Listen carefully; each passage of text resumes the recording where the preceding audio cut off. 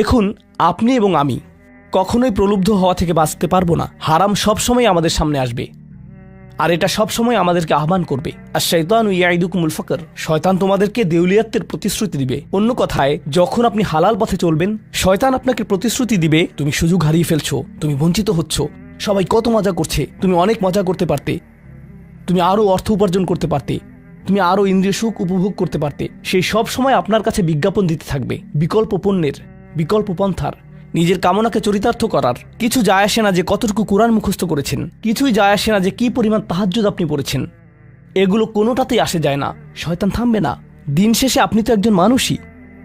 দিন শেষে কামনা বাসনাগুলো আপনার মাঝে থাকবে, আর শয়তান থামবে না, সে আপনার পেছনে লেগেই থাকবে। শয়তানের একটা কৌশল আল্লাহ বর্ণনা করেছেন। তার মনস্তাত্ত্বিক কৌশলটি হল যায়্যানা লাহুমুশ শাইতানু আমালাহুম। শয়তান তাদের কাজগুলোকে তাদের কাছে আকর্ষণীয় করে দেয়।